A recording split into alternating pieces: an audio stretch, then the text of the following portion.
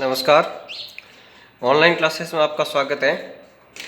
हमारा RBSC 12th class का second chapter चल रहा है, जिसमें अपन ने मेल गैमेटोफाइट्स के अंदर जो है अपन ने दो पार्ट किए थे। जो पोलन सैक था उसका दो पार्ट कर दिया था अपन ने।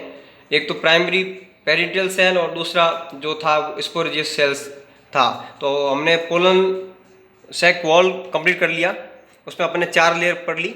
और सेकंड जो सेल है उसका नाम है स्पोरोजेनस सेल्स। तो पढ़ते हैं इसके अंदर का टॉपिक, यानी इसके अंदर किस सेल्स का निर्माण होता है या इनके अंदर किन किन का फॉर्मेशन होता है।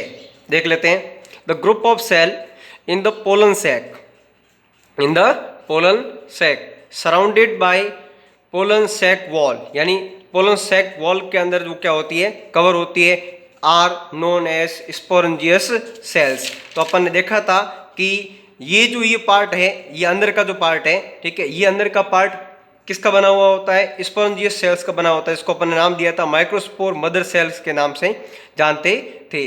तो हम जानते हैं इसकी जो लेयर्स थी वो लेयर्स अपन ने कंप्लीट कर ली, ये लेयर्स अपन ने पढ़ ली। अब हम इसके अंदर के सेल्स और उसके अंदर के फॉर्मेशन को पढ़ रहे हैं, जिसको अपन ने नाम क्या दिया, स्पोरेंजियस सेल्स के नाम से नाम दिया है। Okay, known as sporogenous cells. These cells form microspore. क्या बनाती है ये, माइक्रोस्पोर मदर सेल बनाती है।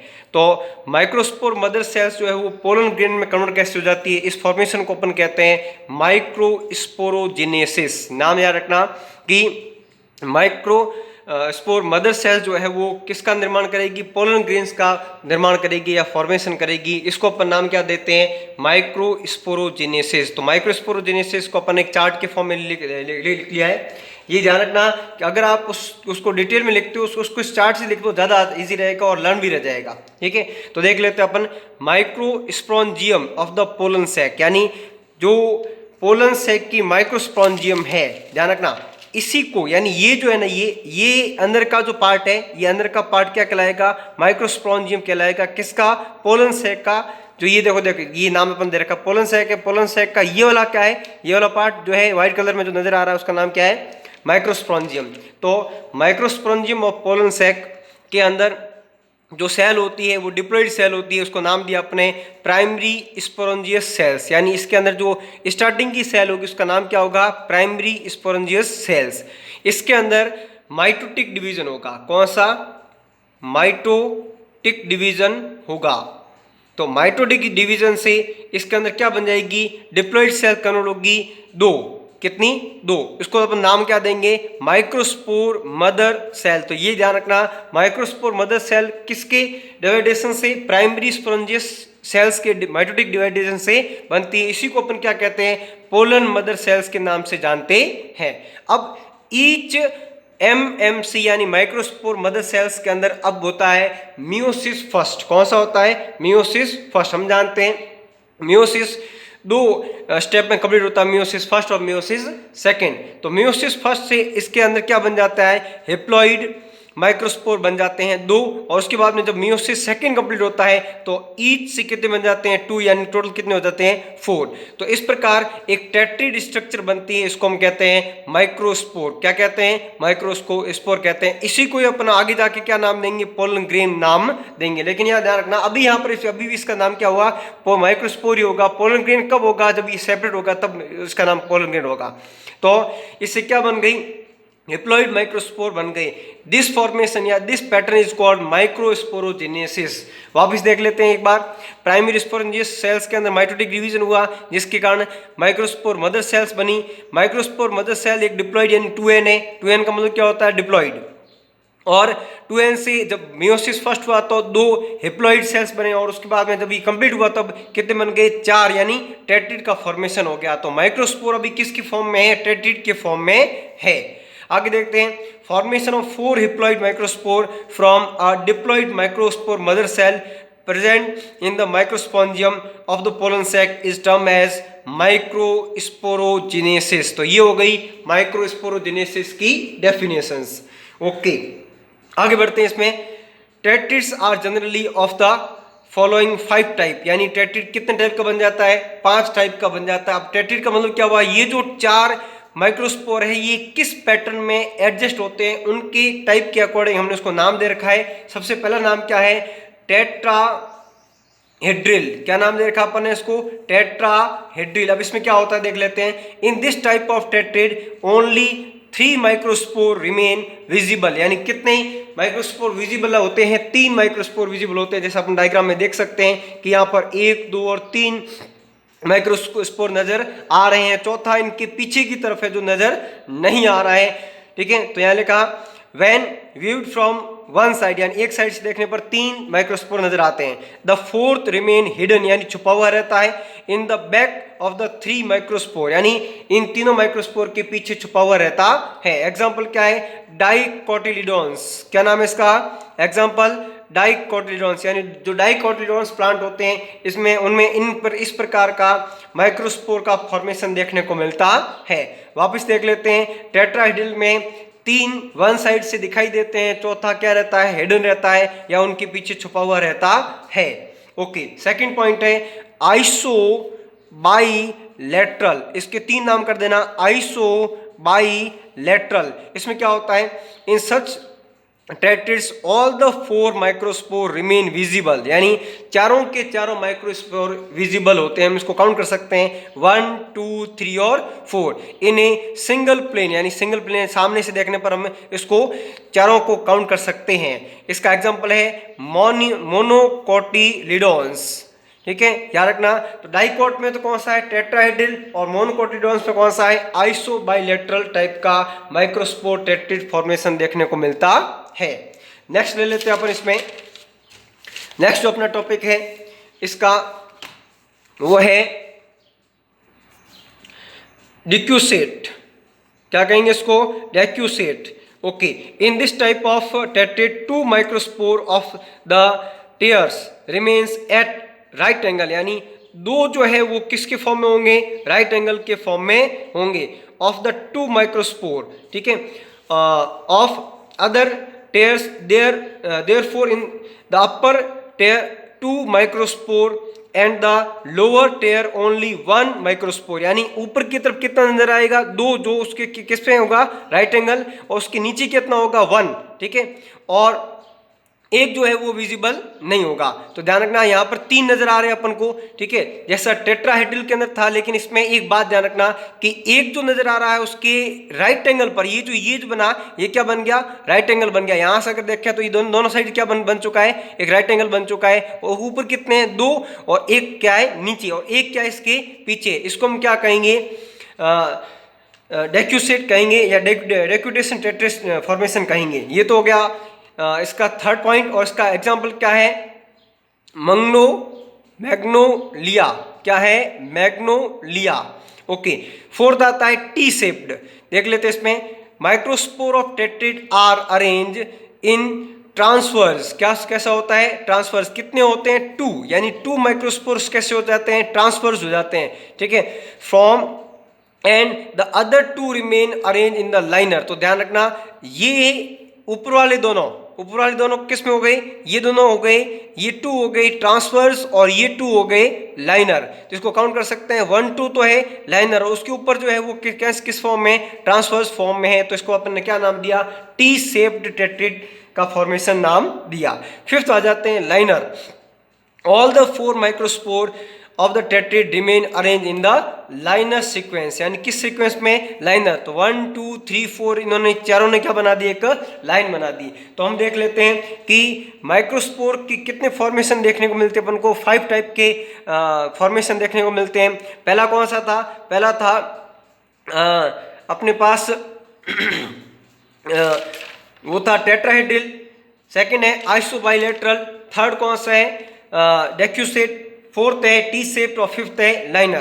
तो ये तो हो गए किस टाइप से जो टेट्रिड है वो अपना फॉर्मेशन अलग अलग प्लांट्स के अंदर करते हैं। ध्यान रखना, टी शेप में एग्जांपल है एरिस्ट्रोलोकिया। क्या नाम है, एरिस्ट्रोलोकिया। और लाइनर में कौन सा है, होलोफाइला। तो ये ध्यान रखना, फर्स्ट एग्जांपल जो टेट्राहेड्रल था वो किसका था, वो था डाइकोटिलीडोन्स का। ठीक है, आइसोबाइलेटरल किसका एग्जांपल था, वो था मोनोकोटिलीडोन्स का। ठीक है, डेक्यूसेट का एग्जांपल क्या है, मैग्नोलिया। टी शेप का एग्जाम्पल क्या है? एरिस्ट्रोलोकिया। और लाइनर का एग्जाम्पल क्या है? होलोफाइला। तो ये ध्यान रखना, सबके एग्जाम्पल मस्ट याद रखना और उनकी फॉर्मेशन, उनकी डायग्राम की फॉर्मेशन याद रखना। आगे बढ़ते हैं। अब ये जो टेट्रिड है, ये टेट्रिड एक वॉल से आपस में चिपके रहते हैं। हालांकि अपन ने यहाँ तो फॉर्मेशन बताया था, लेकिन हमने अपने जितने भी डायग्राम देखे सब के सब जो है वो टेट्रिड या माइक्रोस्पोर वो आपस में चिपके हुए नजर आ रहे हैं। क्यों नजर आ रहे हैं? तो देखना, callus wall is present in between the microspore. कौन सी वॉल प्रेजेंट होती है? कैलोस वॉल प्रेजेंट होती है, ठीक है, of टेट्रिड। These callose wall get broken down by the Calase enzyme। ये जो है, अब बात समझना, जैसे ये दो माइक्रोस्पोर है, एक ही और एक ही है, तो इन दोनों के बीच में जो है ना ये वॉल क्या कहलाएगी? कैलोस वॉल कहलाएगी। और कैलोस वॉल का डिग्रेडेशन या इनका ब्रोकन किसके द्वारा होता है? कैलेज एंजाइम के द्वारा हो जाता है। यानी जब वो मैच्योर हो जाते हैं तो उसके अंदर क्या आ जाता है? कैलेज एंजाइम आ जाता है। And the microspore get free from the tetrad, यानी उससे वो क्या हो जाते हैं? फ्री हो जाते हैं। और फ्री होने के बाद अपन अगर हम सही तरीके से डायग्राम देखें तो हमें उसके अंदर इस तरीके से देखने को मिलते हैं, जैसा अपन ने इसमें रेड कलर से बताया है कि ये पोलन सैक है, पोलन सैक के अंदर ये जो है ये सब सेपरेट होगा। अभी बाहर ब्रस्ट नहीं हुआ है, ब्रस्ट होने का प्रोसेस अलग है। जैसे इसमें हम देख सकते हैं कि सब के सब क्या आपस में चिपके हुए नहीं, बल्कि क्या है? सेपरेट सेपरेट दिखाई दे रहे हैं। आगे देख लेते हैं अब इसका। तो ये ध्यान रखना कि टेट्रिड आपस में चिपके हुए रहते हैं, किससे? कैलोस वॉल से। और उसका डिग्रेडेशन या उनका सेपरेशन किससे होता है? कैलेज एंजाइम से होता है।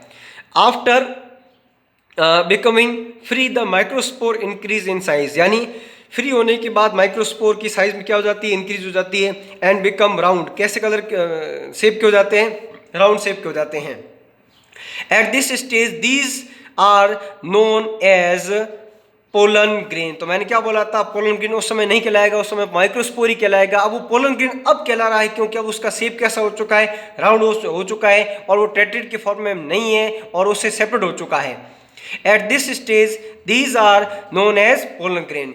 Pollen grain remains freely scattered in the microsporangium. तो मैंने अभी डायग्राम से बताया, जो रेड कलर में जब अलग अलग नजर आ रहे थे, तो माइक्रोस्पोरेंजियम के अंदर पोलन ग्रेन क्या रहते हैं? सेपरेटेड रहते हैं।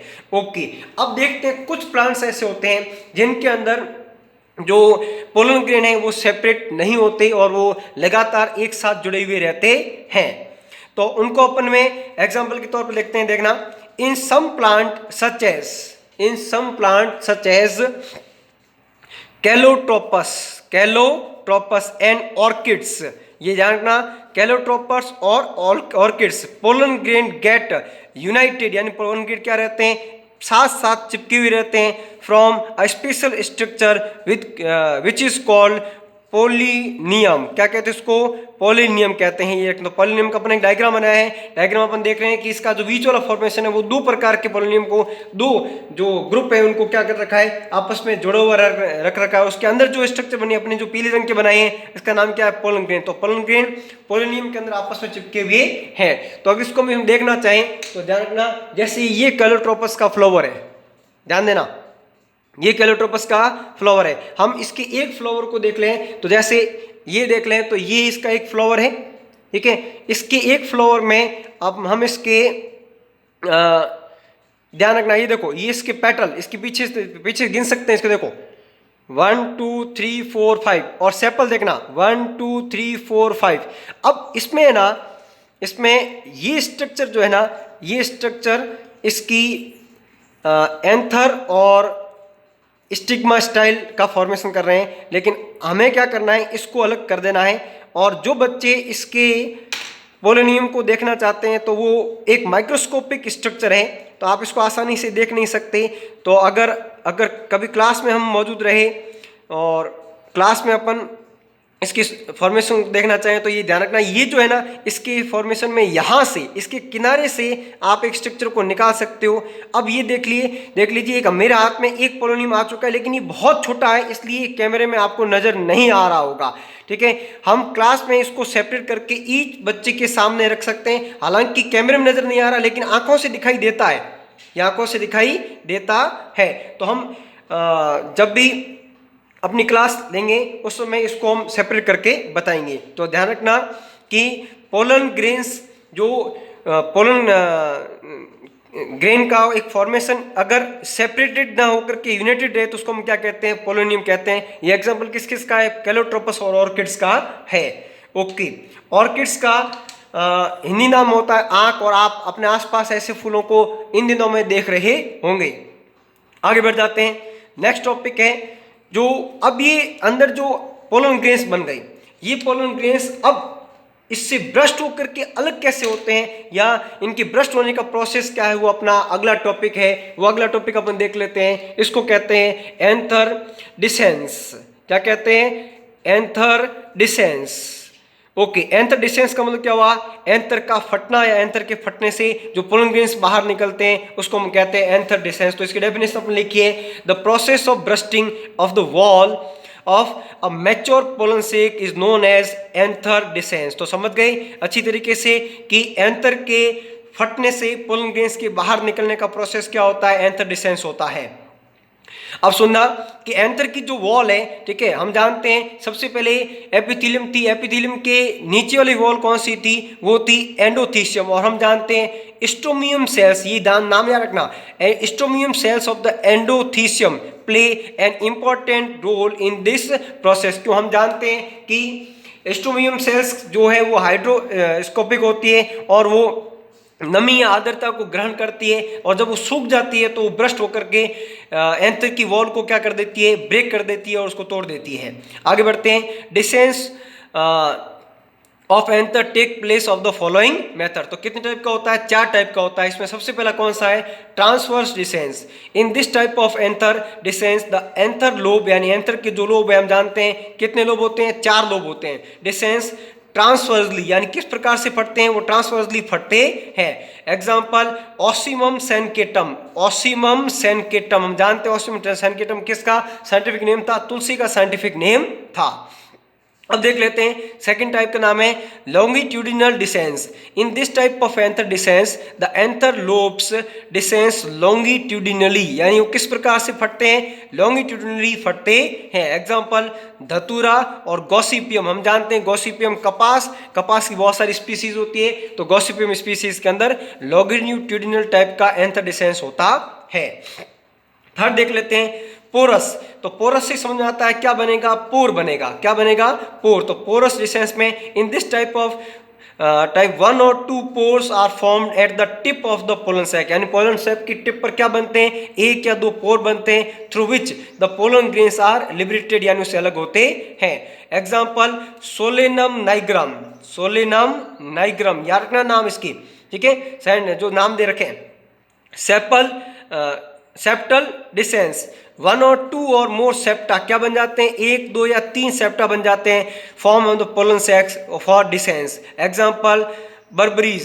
एग्जाम्पल क्या है इसका, बर्बरीज। तो ये तो हो गया अपन ने जो मेल गैमेटोफाइट कंप्लीट कर दिया, उसके अंदर बाहर की वॉल और उसके वॉल के जो 4 स्ट्रक्चर थी, एपिडर्मिस, एंडोस्थीसियम, मिडिल लेयर और टेपिटम। उसके बाद में हमने स्पोरेंजियस सेल्स के अंदर माइक्रोस्पोरोजेनेसिस का फॉर्मेशन पढ़ लिया अपन ने। स्पोरोजेनेसिस से माइक्रोस्पोर का कितने टाइप का होता है, 5 टाइप का होता है, वो देख लिया अपन ने, और एंथर डिसेंस देख लिया अपन ने। तो इसके आगे अपन पोलन ग्रेन की स्ट्रक्चर देखेंगे और वो अपन नेक्स्ट चैप्टर में देखेंगे। तो जो बच्चे लगातार नोट्स बना रहे हैं वो इसी फॉर्मेशन में लिखते रहें। इस तरीके से अगर आप लिखोगे तो आपको साथ में लर्न भी आसानी से होगा। Thank you.